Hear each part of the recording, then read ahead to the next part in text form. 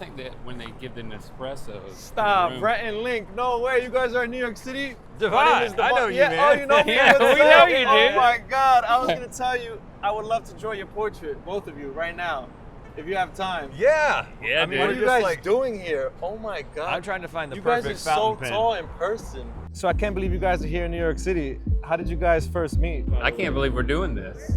Yeah, you know what? We can do one last record shop. We first met in first grade, North Carolina, Buies Creek Elementary School, held in from recess for writing profanity on our desk. You ever been to Buies Creek? No, never. You don't need to go. But we met there in first grade and essentially made the decision to be best friends. I brought in my lawyers, and once one party brings in their lawyers, then the other party, in this case Rhett, had to bring in his lawyer, who was his dad, which I thought that was kind of a pussy move. And then we basically confirmed that initial contract with an actual blood oath. Oh yeah. Oh yeah, I saw that. You guys like took the rock and cut your hand, Yeah. right? That was crazy. Whose idea was that? I don't recall We would specifically. cook up all types of concepts like this. We were dreamers, and we were verbal dreamers. We would talk about our future, the fact that we wanted to do something creative together. We didn't know exactly what we wanted that to be, but we felt like we needed to make it official. All we wrote down on these little pieces of paper that we then stamped with our bloody palms was, we're going to do something big together. Do you guys still have the paper? That would be so cool to frame, right? Well, it's still in my wallet, I mean, I lost mine. but I lost the wallet. Yeah. I lost mine very soon after. I'm bad at keeping up with things. He held on to his for a good 10 years. Yeah. What was the first project you guys ever worked on as a duo? 8th grade English class, we had to do a presentation about Oedipus Rex. We turned it into a video project. Yeah, we asked if we could make a video. My dad bought himself a video camera so he could basically video me playing basketball, hoping that my aspiration would be playing college basketball. You know, I never thought about the fact that I never owned a video camera. You know, we were just too poor. So Rhett grew up with more money. Yeah, I mean, I did definitely see you as rich. Did you see me as poor? Well, you never really asked me this before, but Wow, this is an exclusive. we're both in the middle class. I would say, my dad was a law professor, so maybe upper middle class. And I had two parents. Yeah. Well, you had two parents. They just weren't ever together at the same time. Well, they were. I mean, for a very short time, in order to conceive you. I don't remember it. They were together longer than just the conceiving, I think. Okay, yeah. But I mean, I didn't see you as poor, no. I wouldn't say I was poor. No. We had what we needed, but we didn't have much more. And a video camera was a bit of a splurge for my dad, you know? So does your dad ever ask for a cut since he helped with the camera? He should have written that into the contract. He's a lawyer. Your dad would come home with a new Buick every 2 years.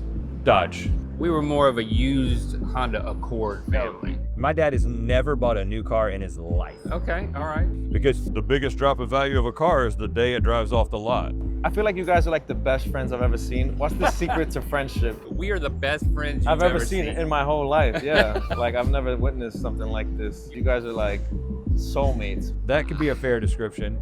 I don't believe in soulmates. That hurts. That really hurts. My wife is upset about that. That really hurts. But I feel like that we both made a strong choice to be together, and after 25 years of marriage, I feel Why are you talking about your wife right now? He asked about us. He asked about us. If Christy found out that I was like, yeah, Rhett and I are soulmates, You she can would have kill me. multiple soulmates. I don't necessarily believe in soulmates either, but I'm saying that if pressed, if put into a corner Okay. by Devon, I would say that you're a soulmate of mine and so is my wife. You know, I'm poly Yeah. Well, then I would say when it comes to soulmate. When did you first become polyamorous? Just now. that's a good follow-up. Just now when you backed me into this corner with this question. I would say the secret to the longevity. I didn't get the answer to the soulmate question. Okay. You said you didn't believe in soulmate. I now believe that my wife Christy is my soulmate, and apparently I can have more. So Rhett is my soulmate, and also my soulmate is Victoria Monet. Okay. You've never met her. And you never will. And now if you do, it'll be weird. I'm gonna tag her in this video. Yeah, can you draw her in the corner? Because I also like her.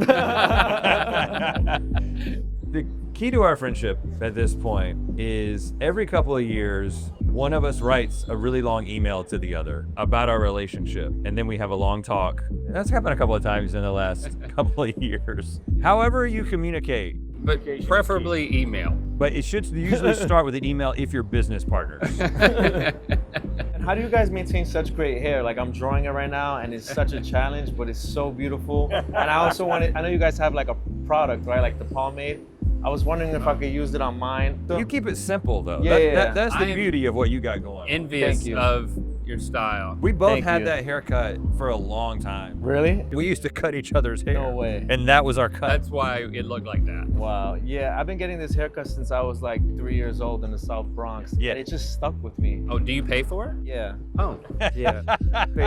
The great thing about your haircut is that I thought you wouldn't have to pay for it. Oh yeah, no, I have to pay for it because he has to make the line straight. Okay, you got the edge. That's tough to do. Yeah, you're right. You're right. The details. It's very expensive. I'm telling you right now, just hand me a pair of clippers. I can do that. I don't think you can line it up. You never lined me up because we didn't know what lining up was. Yeah, so how do you maintain your hair? Our hair is important to us. The clay pomade is what I use in my hair. Nice. I recently went through a shift. My hair was like totally out of control. I would say I look like a washed up game show host. So after Link stopped cutting my hair, I started cutting my own hair, and I did it for many years. And if you go back to like the early parts of our career, thanks man, you'll see, well, the way my wife described it, it was like the top of my hair was just like a lawn where all of the hair was cut exactly the same length. It was kind of like Guile from Street Fighter. Is he the one with the flat top? Yeah. It wasn't great, and I would put a lot of product in it. But then right before the pandemic, I made a decision, I'm just gonna let it go and see what happens,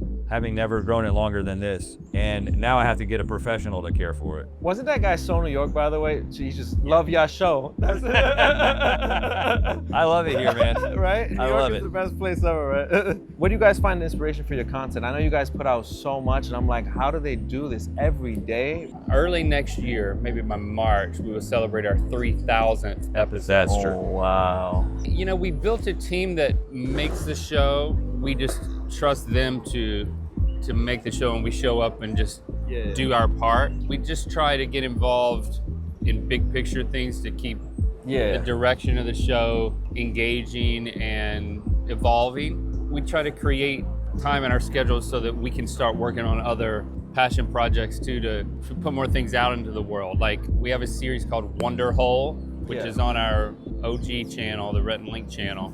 We try a lot of things on that show that wouldn't make sense in Good Mythical Morning. It's crafted in a different way, I would say. Yeah, I know it gets weird sometimes, right? With the Wonderhole. It gets weird. Yeah, Wonderhole gets a little bit weird. And I think a lot of it, you know, a lot of the ideas come from a combination of a starting point being something that's true about us and our friendship, something about our background or something about a story that happened to us, something about the way our personalities interact with each other. And that becomes the basis for the story. But then we like to get weird and we like to do things that are a little bit unexpected. But I think the kernel of a lot of the dialogue in an episode of Wonderhole comes from the reality of who we are. I don't want you to think that there's a character called the Colonel and he has a lot of dialogue. We tried to get KFC as a sponsor of Wonderhole, but they declined. Yeah, we would have loved to have done that. I don't even think they responded. Maybe Popeyes? We'll take whoever wants to be We will involved. gladly accept Popeyes, but we are hoping for Bojangles. So I know back in the day you guys got rejected by like a big TV network. Why are you trying to bring that up? I just wanted to... Rejected by a big TV network, right? We've been rejected. We've been rejected more than we've been accepted, for sure. Yeah. You guys have a huge YouTube show now, so you don't even need them. So what advice do you have for people that go through setbacks? It's interesting. We recently ran into a TV personality who shall remain nameless. But he essentially said to us, like, you guys don't need to worry about TV. Like, Of course. everybody wants what you have. And I think sometimes you need somebody to say that. I think Especially someone in that position. I mean, we were driving home after and I was like, you know, it means a lot coming from this particular television host. You shall remain nameless. he hates when things remain nameless. He wants to say it so bad. It always annoys me when I see people talking and they're like, they leave things out. It's called privacy. The best thing about stories are the details. Yeah. Especially when you can like name drop, whoops. Or say a name that like rhymes with it. Nope. Don't give him any ideas. I almost got him. He wants to. you're like, of course, you don't need to be anywhere else. But it is nice to hear that from somebody that you respect, that you didn't know if they even knew who you were, and they have what you grew up thinking you wanted. We have to kind of remind ourselves of this, but I think this can apply to anybody who is trying to do something and is set back. Is like, think about what it is that you have, right? What you have is where the thing that you're going to do next is going to come from. Who you are and what you have and what you bring to the situation is where you're going to, is what you have to build on. But also take a sort of an outsider perspective on what it is that you currently have. Like, look at it through different eyes, because so many of the things that we thought we wanted to do were based on like the world we grew up in and who we were as kids. And we got involved in YouTube before it was even a thing that anybody knew about. And so we always saw it as this like minor league thing that you used as a stepping stone to something greater. And then all of a sudden we had created something that we don't need anything else, but like the younger version of ourselves is always there saying, but don't you want something else? And so I think it's been a journey of us getting to a place where we understand what we have and appreciate it. Yeah, of course. I mean, you guys would have had like a boss over you telling you, do this concept, no Wonderhole allowed, don't do this, do that. Now you guys could just control the whole thing, right? Like, I mean, you make it sound so obvious, but the amount of conversations that the two of us have had over the years and the paths that we've found ourselves going down, just to have the realization a little bit later. You know, we're both eyeing 50. Wow, you look so young. That's crazy. 40, 48 very soon. Wow, you guys are beautiful people. Thank you. But you know, I think of myself as so young, but I do sense that there's a bit of development that's happening here that I can also think of myself as older. Kind of own a little bit of perspective. I'm not going to say wisdom, but perspective. Starting to have more of these hindsight is 2020 conversations. Like, man, if I had to do that again, I'd do it differently. But immediately turning that into, I wouldn't be who I was if it wasn't for that. And I can take that as building towards wisdom for what we're going to do with the rest of our lives. What's you guys' favorite video that you ever created? I don't want to give a hint, but I think we're going to be, maybe we'll have the same answer.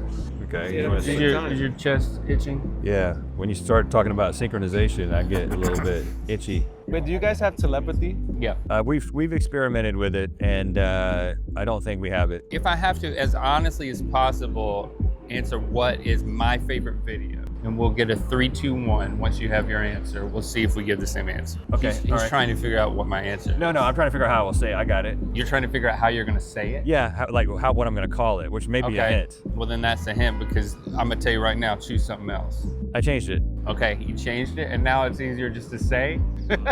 Okay, we're ready. Okay.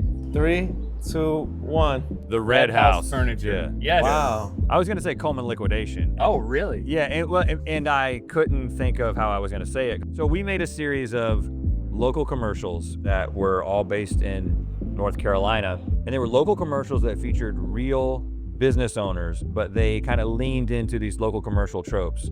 And one of them was for the Red House Furniture Store in High Point, North Carolina. A furniture store commercial meets a racial reconciliation message in a comedic way, as you'll see if you watch it. But we absolutely in a helpful way. I think it was helpful. Yeah.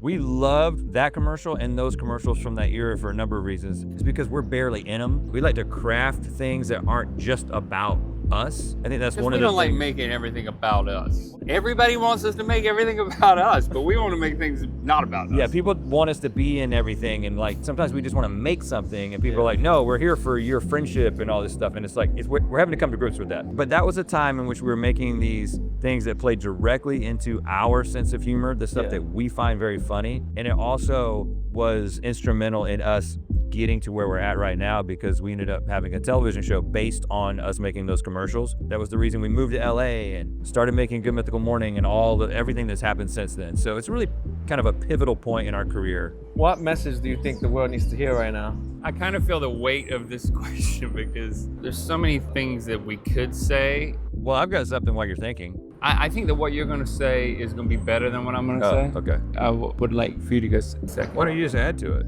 Yeah, okay. I'm going to take credit for what he's about to say. I've been thinking a lot about this lately. And I think the thing that I am choosing to believe is that love and truth will win out in the end, right? I think that we are in a time where hate and false stuff is actually gaining ground. But I think the long narrative, the long arc is going to lead to love and truth winning out. Yeah. Not only do we have to believe that, I think we have to work towards it, but I have hope and I have faith that that's going to happen. And I choose to believe that in these times where it seems like hate and misinformation is winning. Yeah, that's such a great message. Good is always gonna prevail, right? I feel the same way. And on that note, I'm done with your drawing. I finished all the hair, and I hope you like it. This was like the hardest hair. Rhett's hair is very insane. Like, it's so hard to draw. Like, the pencil's just everywhere.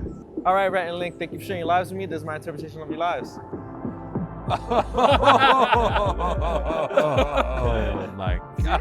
Glad you guys like it. Glad you guys like it. It's incredible. Oh, our heads are floating. Thank you so Look at much, that. man. Look at that. And I can tell that it's really done because when I hold it this way, I can see See the that graphite? this is not just a print. Yeah, this is not AI. Look at We that. really did it. There's Thanks, piles thank of you guys. graphite. Thank you. I'm gonna go to my art studio. Hope you guys have a great day. All right. Enjoy New York. Thanks, Devon. Oh, you guys can split it up. All right. Yeah. What if I just ripped it right now? Please don't do that. In fact, let me. That would be here, really. let me. Yeah, I'll take care of it.